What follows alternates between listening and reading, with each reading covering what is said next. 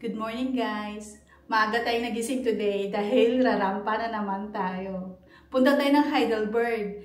Tingnan natin at bisitahin natin yung university kung saan nag-training si Dr. Jose Rizal sa ophthalmology. At ang kanyang boarding house na rin kung saan located yung boarding house at ang kanyang park. Tara! Samahan niyo ako, mamasyal. Yan yung sasakyan nating train papuntang Wiesbaden, RB75. 8:16. Tapos pagdating ko, ayan na yung train. Ito yung natin. So, pasok tayo. Nakatambay na siya. Wala masyadong pasahero sa mga oras na to. Tingnan nyo. Ayan. Tapos ito sa train, meron din silang saksakan to charge your phone or kung ano-ano pang gadgets.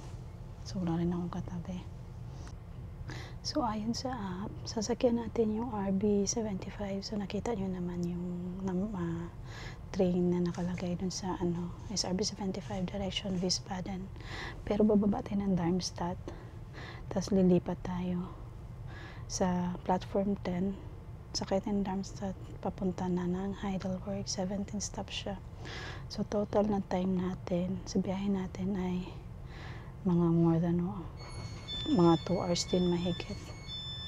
Pagdating ko sa Darmstadt, dalawang train siya, pero maghahati siya to Zweitzingen tsaka Wiesloch, Waldorf. Ang sasakyan ko is yung sa Wiesloch. Punta tayo sa letter E, F, G na area. Ayan, dito tayo maghihintay sa letter F. So, kung magko-commute kayo dito sa Germany, make sure na yung even though tama yung platform nyo, make sure kung nasa tamang area kayo kasi minsan dito pag mahaba ang train, naghahati yan sila sa certain na lugar.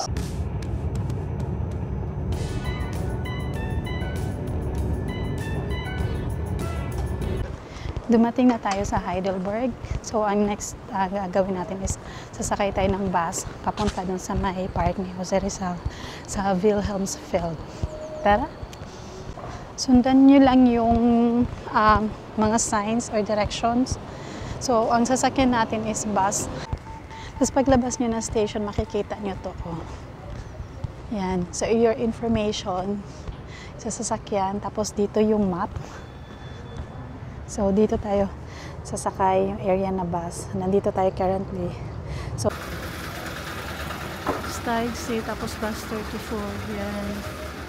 Medyo nahirapan akong hanapin kung platform na to. Even though na kitang-kita mo naman siya kaagad.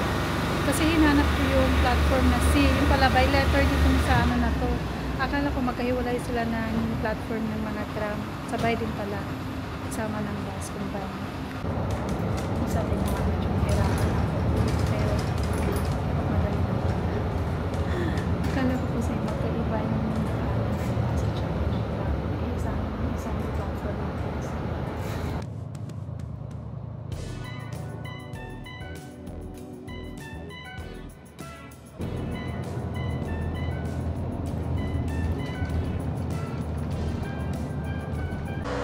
Hello guys, dumating na tayo sa Wilhelmsfeld. Bumaba tayo sa may Rathaus na station.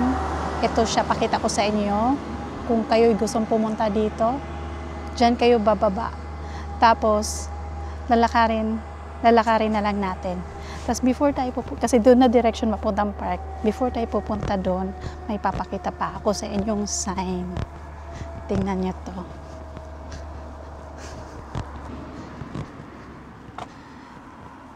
Tcharing! Nakita nyo yan? City of Kalamba. 10,361 kilometer. Ibig sabihin yan, 10,000 kilometers, 10,361 kilometers papuntang Kalamba. Referring to Kalamba, Philippines. Yun sa Google Map, lakarin natin siya ng around 190 meters. From this station, papunta dyan. So, let's go. Papunta doon na direction. Direction doon papunta sa park. Medyo tahimik ang lugar na to, kahit sabihin mong weekdays. So,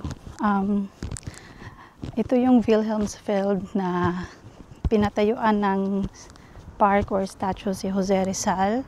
At saka, meron din siya ditong bahay, which is pupuntahan din natin mamaya. Ang alam ko, itong Wilhelmsfeld, pag birthday ni Jose Rizal ng June 19, holiday dito. Tapos pag makita mo yung street na yan, or Karl Ulmer Weg, liko tayo dito na direction. Okay? Medyo pababa siya. Tapos tingnan nyo, overlooking mo rin yung mga bahay-bahay doon. So basically, itong lugar na to, mabundok, mabukid. Yan.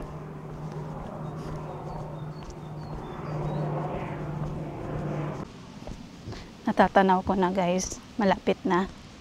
Parang ang tahimik ng lugar na to, walang katao-tao. Ako lang yata. Pero alam ko yung, ay, laki ng mukha ko. Alam ko yung mga tao dito, sanay na makakita ng mga Pinoy na bumibisita dito sa park na to. At ito na nga siya. Tadang! Yan si Dr. Jose Rizal. Ginawan siya ng statue dito. Sa ngayon wala siyang patubig, no? Ayan. Hello, Dr. Jose Rizal. Tapos nakalagay pa siya dito, oh. Ay, natapananin ako. Dr. Jose Rizal, 1861-1896, National Elder Philippine. So, ibig sabihin, National Hero ng Philippines. And our national hero, Dr. Jose Rizal. Hello. Oh, ganyan lang siya katangkad. Hanggang balikat na ako. Hindi naman talaga, alam naman natin na hindi talaga yan yung totoong height niya. No? Pero yung, hindi siya ganun, katulad sa ate na matangkad ang statue niya. Pero dito, yung tamang tangkad lang siya. O, diba? Narating ko rin sa wakas, sa kabila ng muntik pang magkaligaw-ligaw, muntik ko pang hindi maabutan yung bus.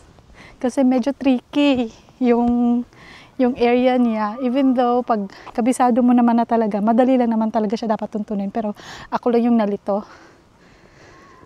Ayan, we traveled 2.5 hours from Aschaffenburg just to see Dr. Jose Rizal Park. So, ikot tayo. Tingnan nyo, andun yung flag natin. Diba? Nakakatuwa. Tapos, ayan, palibot. Mga bundok. Ayan.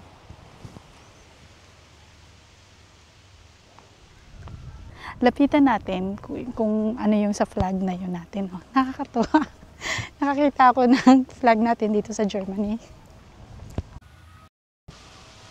Dito guys, may, ano bang tawag dito? Statue din. Ito sila ay ang mga teacher or mentor ni Dr. Jose Rizal. Ito si Professor Otto Becker.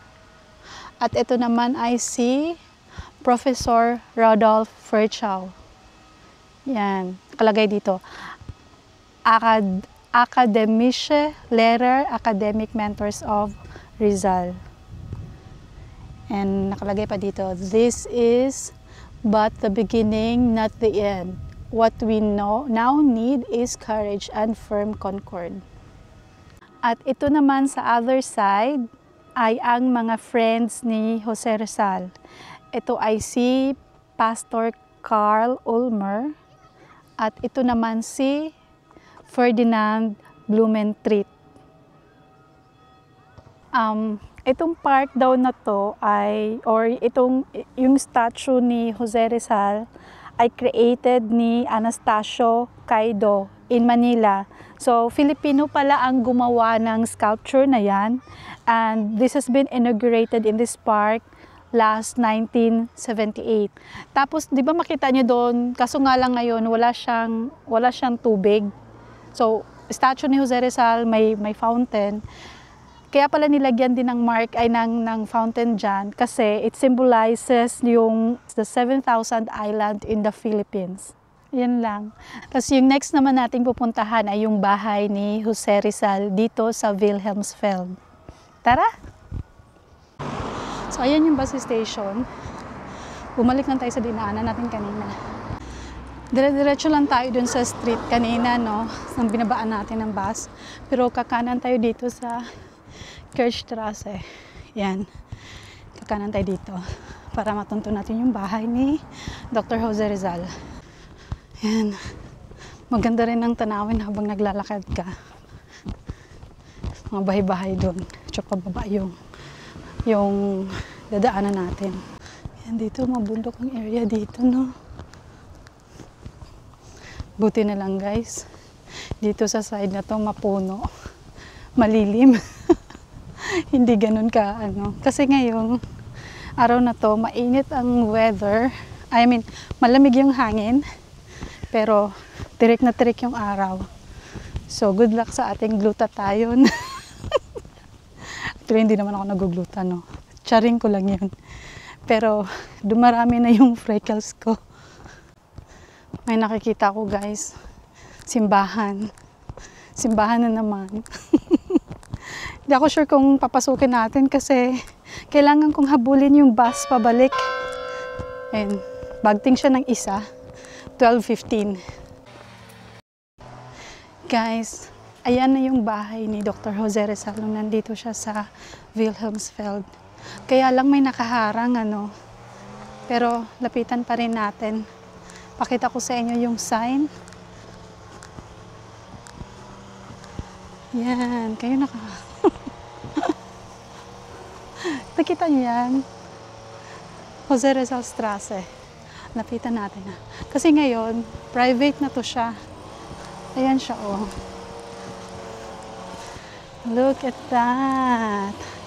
Jose Rizal Strasse. Yan, yung kaniyang kalagay siya. Diba? Yung bahay na yan ngayon, private na kasi to siya. Iba na nakatira. Alright? Picture tayo.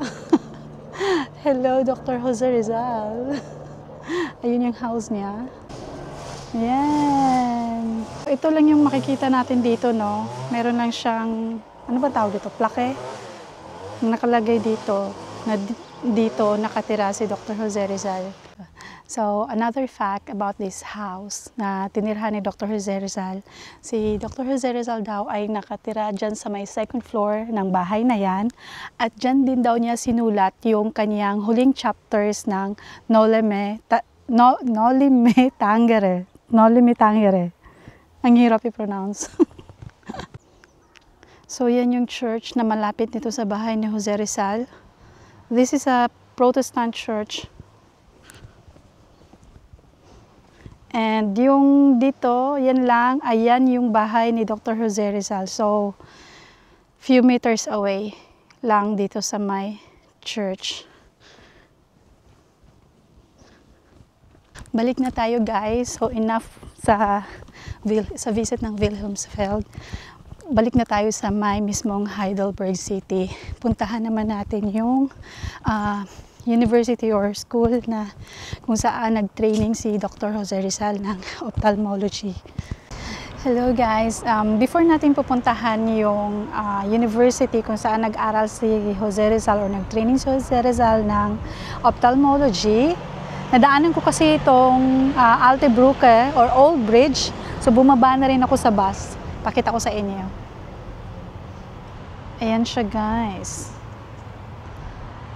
Yan yung old bridge dito sa Heidelberg. At makikita nyo sa taas ay ayan yung castle ng Heidelberg. Tara, puntahan natin. Daanan natin tong bridge na to.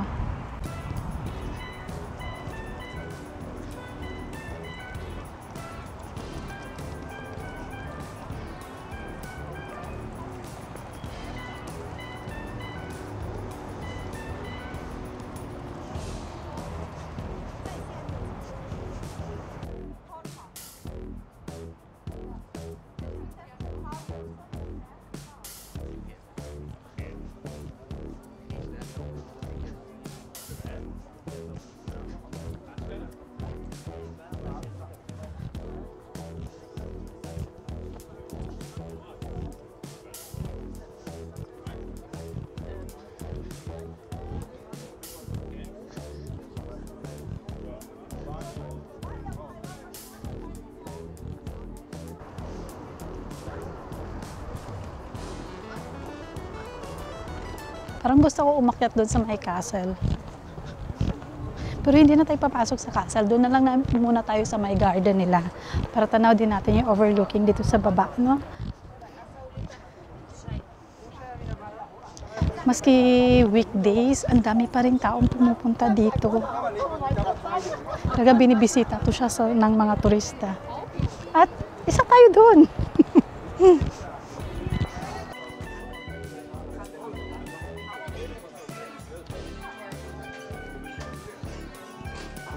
Puntahan natin saglit yung simbahan na yan.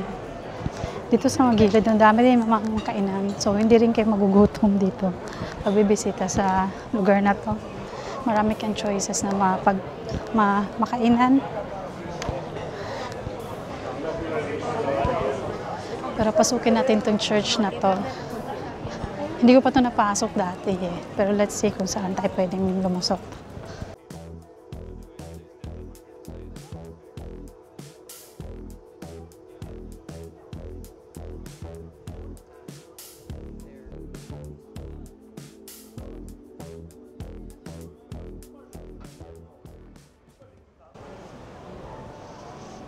Wow.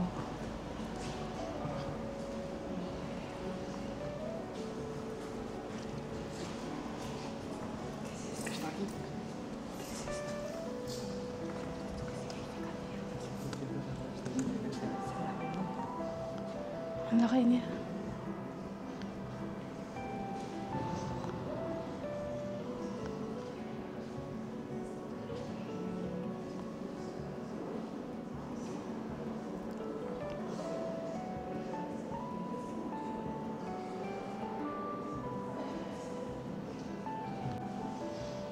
So pag may mass dito piniplay yung organ. Yan.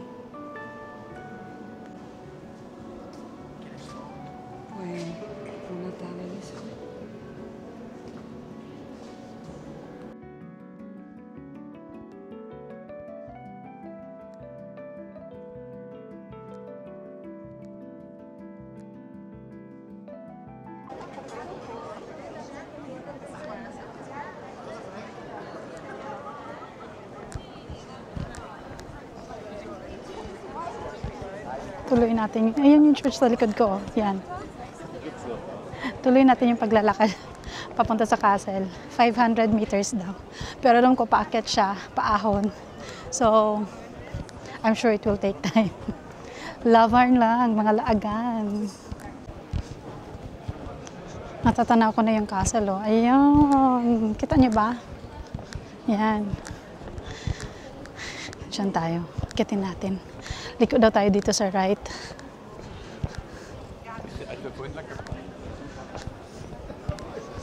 Yan. Ang dami rin talagang mga tao ngayon. Maganda rin kasi ang weather. Sino ba itong nasa statue ko sa harap? Tingnan niyo. Yan. Yan siya, oh.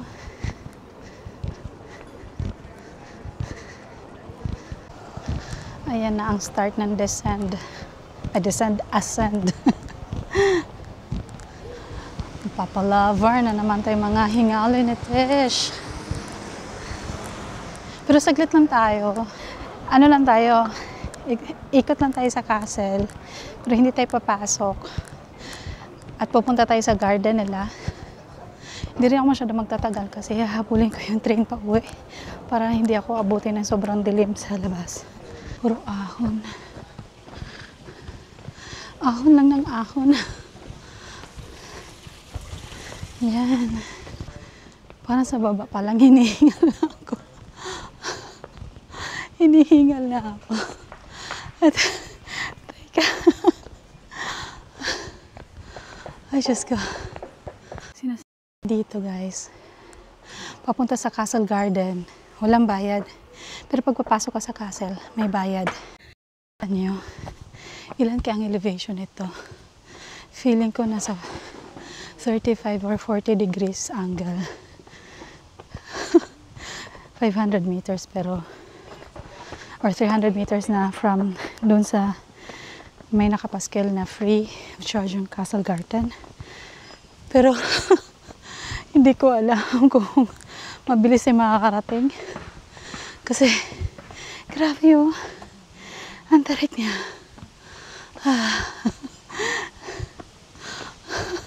Ayun siya katarik guys. 45 yata na to. 45 degrees. Papalaban ka. Meron sa kabila naman daan. Hagdan-hagdan naman doon. Ganon din. Nakakahingal. Lampas din ng 100 steps. Pero worth it naman pag nasa taas ka na. Yan. May mga pababa pa. Ayan na yung tower ng castle. Yan.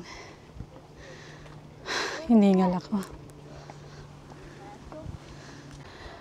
Ito naman yung Karl's Schanze. In-install siya under Elector Karl noong 1680 to 1685 as a strengthened bulwark toward the north. Ito yung Karl's Schanze door. Malayo pa ako sa katotohanan, guys. Ayun yung pupuntahan natin, no? Yung garden na yan. Yan. At ito pa yung dadaanan ko. Pangat. At ayun yung tower. Diba? Okay. Los gets weiter. Pwede nyo marating tong castle. Halimbawa, from Hauptbahnhof, sakay kayo ng bus 34. Baba kayo sa Alte Brücke Nord, which is yung dinaanan natin kanina na yung old bridge. Tapos, yun, may way na dito, packet sa castle. Guys, may nakita ako. Ano to, parang kalabaw, baka. Yun no. Sa gilid ng castle. At nandito na tayo sa Schloss Garten. Hiningal ako. Pero tingnan nyo ha, pakita ko sa inyo yung bakit dito tayo sa Schloss Garten umakyat. Ito yung castle. At yan ang view nyo makikita sa baba. Diba? Andun tayo kanina sa bridge na yun. Yan. Yung bridge na yan. Diyan tayo kanina. And then lakad natin all the way up here. Diba? Ito yung sa garden na area. Magandang tumambay dito kasi mapuno. Yan. Tapos, naka-jacket ako. Tirik na tirik yung araw. Malamig yung hangin naman. Pero ang dami nang naka-t-shirt. Ayoko maghubad ng jacket kasi t-shirt lang yung loob ko at wala na yung pangloob pa. Alam niyo na ang ibig kong sabihin. Tapos tingnan, masarap dito tumambay kasi ayan, mapuno. Tingnan niyo yung likod ko. May malaking puno sa likod ko. At ang view sa harap, ang ganda.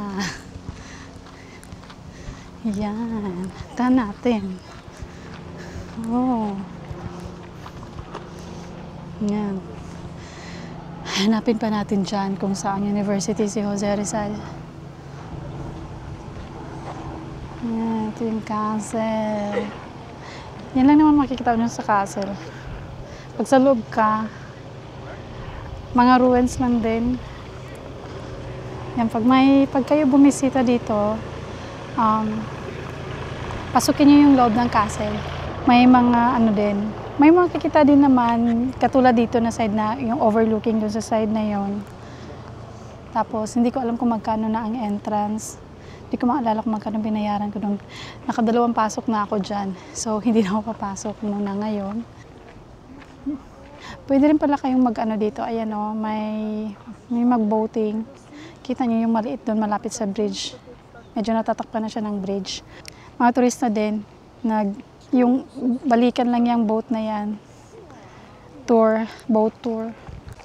So dito din sa garden, makikita nyo to.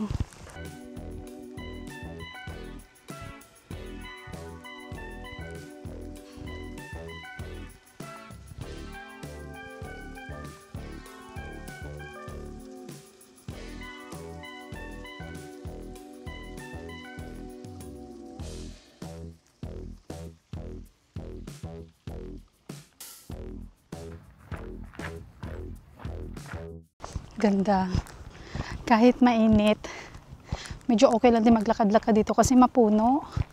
So, malamig, malilim pa. Kaya, ayos lang. So, ito naman yung sa kabilang side ng castle. Sira siya sa mga gera. O, diba? Kasi yung baba niya, tingnan niyo.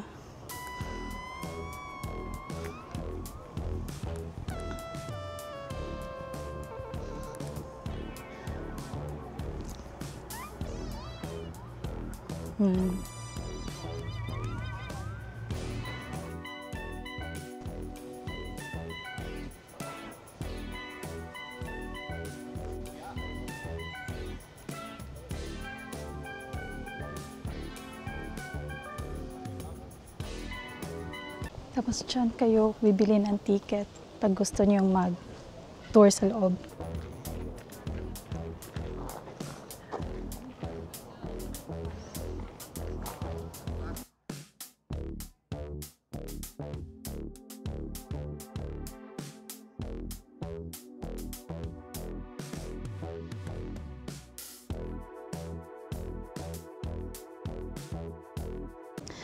Hello guys!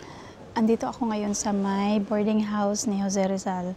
Pero bumili ako ng ice cream kasi napagod ako. At saka dahil nauhaw ako, bumili ako ng Coke. Yan. In front of me is yung boarding house ni Jose Rizal nung nandito siya sa Heidelberg nag-aaral. Kita ko sa inyo. Ayan siya. Kita niyo yan. Dito siya, dyan siya nakatira. Nandito pa siya nag-aaral.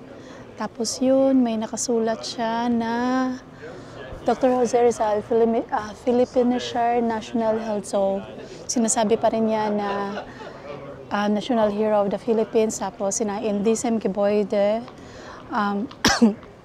in this building, formerly Ludwig's Platz 12, nakatira si Jose Rizal from February 18 hanggang June 1886. Tapos umalis siya. Dito din pala niya ginawa yung poem niya, or poem bang tawag nun? Yung An de Blumen von Heidelberg. Iyan. So, sa hilig niyang magsulat, no?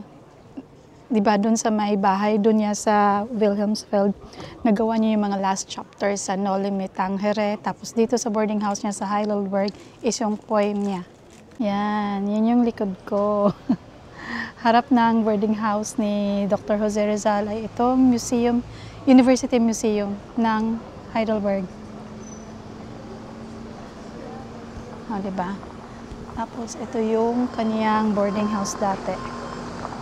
Yan. Diba? Lakad tayo. Pero kakainin ko pa tong ice cream kung nalusaw na. Tapos yung next na nga nating puntahan, which is dapat kanina pa, lagi na lang yung nasisingitan, is yung last na, yung university, na kung saan siya nag-training sa mata, pagiging doktor sa mata.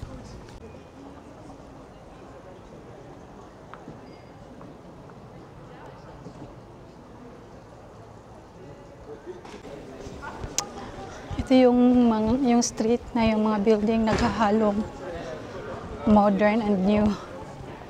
Pero makikita mo pa rin talaga sa architecture niya na may pagka-luma. Hindi ko alam kung ilang taon na tong mga buildings na to. Pero ito siguro, luma siguro na to. Or yung iba naman kasi, dahil wasak sila nung giyera ng World War II. So, mga renovated na rin sila recently. Or hindi recently. Mga 1940s or 50s siguro. I'm not sure. Pero, kita pa rin namang buhay pa rin yung mga buildings na to. Siguro dito si Dr. Jose Rizal dati lakad-lakad. Diba? Naubos ko na yung ice cream. Nainitan ako. Nagkikrave ako ng sugar. So, kaya, yun. Ice cream muna tayo. So, itong mga lumang buildings na to, nagiging ano na rin siya, shopping center. So, yan o, mga shop. Henschel, baliktad. Tapos Jack and Jones. Ay, may mall. Mall yan guys. Galeria Kaufhof.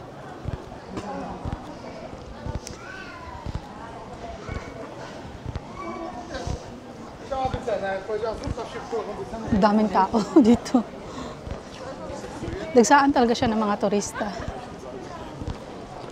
Kasi tingnan mo ngayon ha, kahit weekdays, sabagay, ano pa rin naman kasi ngayon vacation time or love site. August, September, yan. Sana no, tama tong dinaanan ko.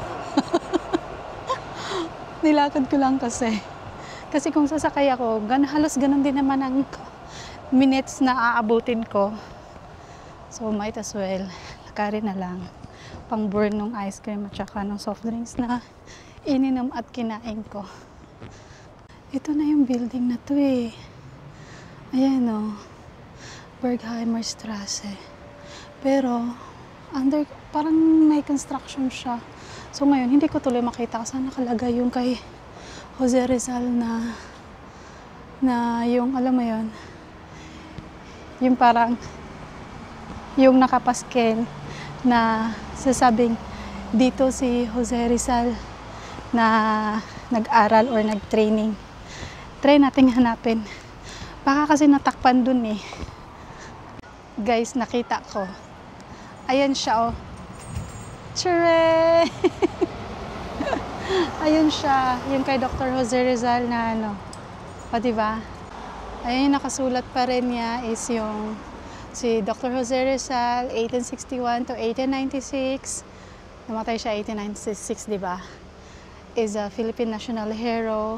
And in this street, Bergheimer Strasse 20, dito siya nag-practice or nag-training ng ophthalmology from February until August 1886 under sa Professor Dr. Otto Becker.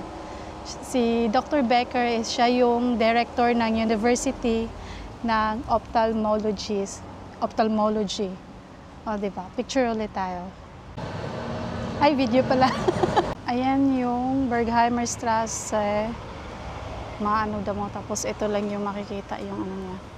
Yung nakapaskel. So, I think that's it for today. So, napuntahan na natin yung kung ano yung mga significant na place ni Dr. Jose Rizal. Nandito siya sa Heidelberg. Diyan sa university na yan, nag-aral siya or nag-training siya ng ophthalmology. At saka yung kanyang boarding house dun sa may, nakalimutan ko pa nung street.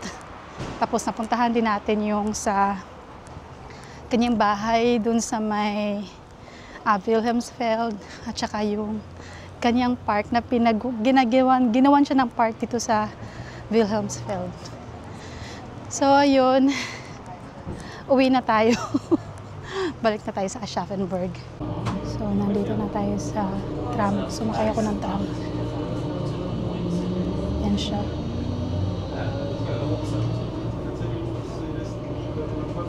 So, yung pinakamalapit na tram station or even bus station na pag gusto niyong puntahan, yan yung street na yan. Yun yung street na yan. Yun yung papunta dun sa may university na kung saan nag-training si Dr. Jose Rizal.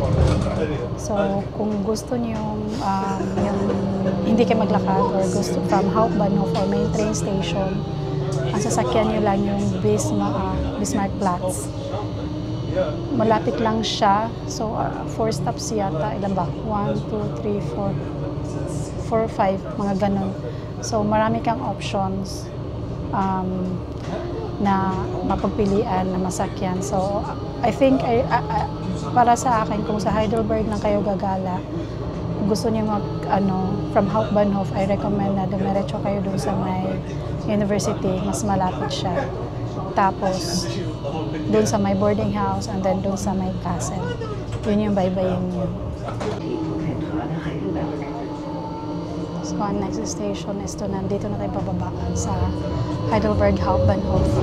Diba yan yung pinakita ko sa inyo kanina, yan yung harap ng train main station or main train station. Tapos dito na sa gilid, dito na sasakay. Dito dyan ako sumakay papunta dun sa my Wilhelmsfeld. At dito na rin ako ngayon bababa. So yun guys, dito yun sa gilid ng exit ng Hauptbahnhof. Tapos, yan, yung sa likod ko lang ay, yan na yung tram station. Diyan kayo pwedeng sumakay ng bus or tram. Pero kung diretso nga yun sa Wilhelmsfeld, diyan ako sumakay sa platform C. Sumakay ako ng bus 34, papuntang Wilhelmsfeld. Ngayon naman, hanapin natin yung Platz 3 or Gleis 3. Kasi doon, yung train na papuntang Darmstadt na may connection na train going to Aschaffenburg. Tapos dito, dyan yung makikita or information yung sa mga schedule ng trains. So, 15:23 going to Darmstadt. Yung end station na is Frankfurt, platform 3. So, punta tayo sa platform 3. Ayan. Nakita ko na yung platform 3. Pero may nakalagay pang AB. Tingnan niyo. Yan. 2A or 3A. Dito tayo bababa. So, let's go. So, marami na rin nag-aabang, no? So, yan. Schedule niya 15:23. RB68 yung sasakyan natin. End station is Frankfurt Hauptbahnhof, pero hindi tayo aabot ng Frankfurt Hauptbahnhof. Sa Darmstadt tayo bababa. Kalagay doon is sa platform 3 pero sa place ng BCD. So doon tayo mag-station sa BCD. Tara!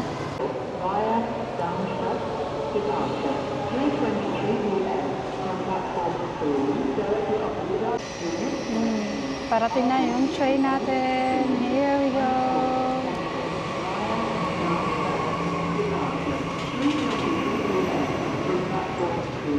Yan, nakapasok na tayo.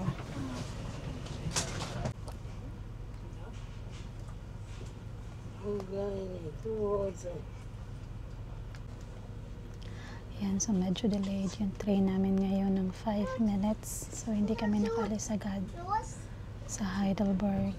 Pero I hope hindi pa siya malate sa mga other stations para maabutan ko yung train to Aschaffenburg.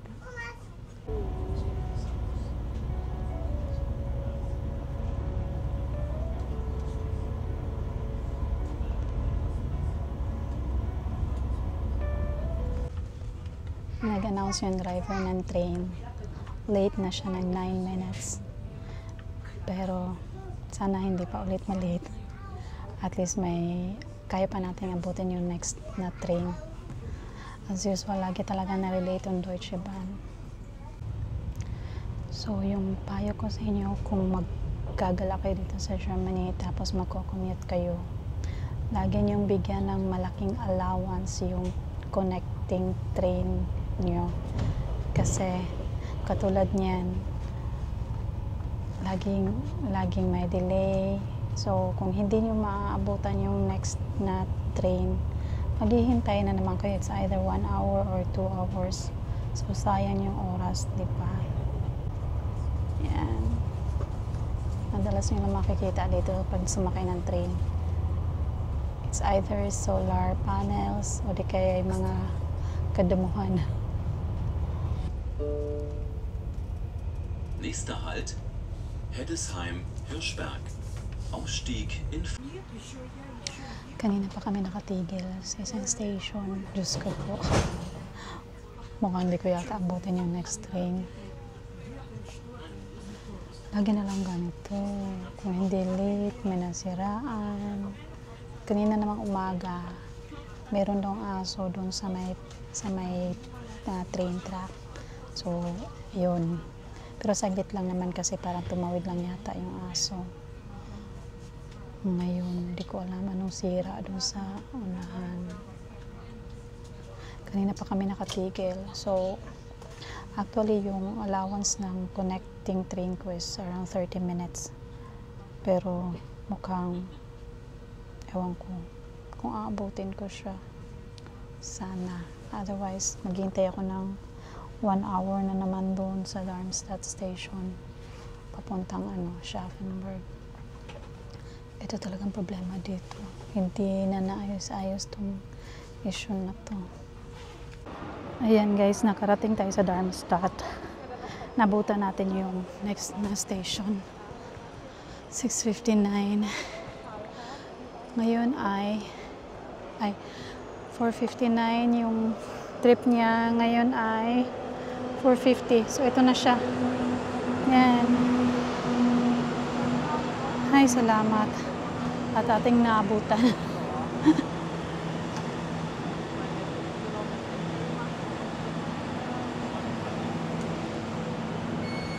Tara, masakay tayo. Maraming bumaba. Ito yata yung end train.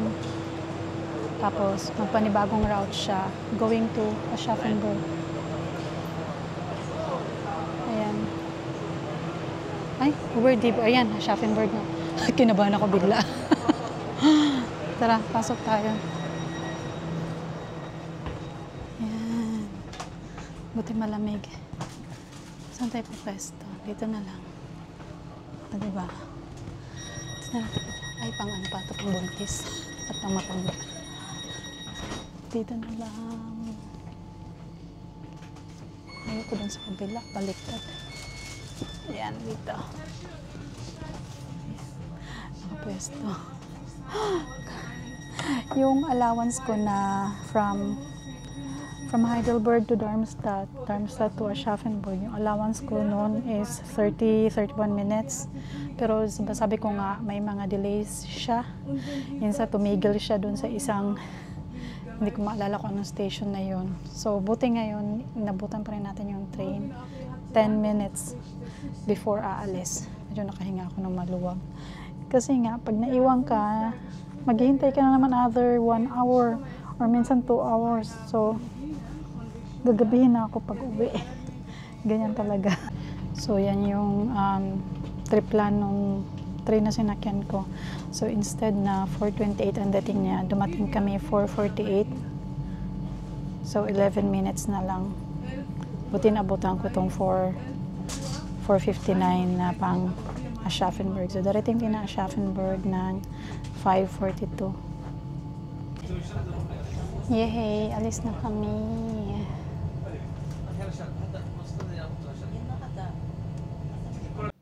Hello guys! Dumating na tayo sa bahay. Hindi naman late dumating yung train, maski medyo delay ng few minutes ang pag-alis dun sa Darmstadt. So, yun lang for today. I hope you enjoyed our trip to Heidelberg and also visiting Jose Rizal's Park at saka yung bahay niya sa Wilhelmsfeld. So, yung sa pag-commute ko, ang origin ng station is Aschaffenburg. Pero using the DB Navigator app, pwede nyo siyang malaro doon kung saan kayo galing. For example, Frankfurt, Hauptbahnhof. I-put nyo lang doon yung papuntang Heidelberg. Ibibigay na niya yung mga mga sasakyan nyo. So yun, so that's it for today. And thank you sa pagsama sa akin. So, samahan nyo pa rin ako sa mga susunod nating lakwatsa. Let's see kung saan. Abangan. For now, I wish you a nice day and God bless. Bye-bye!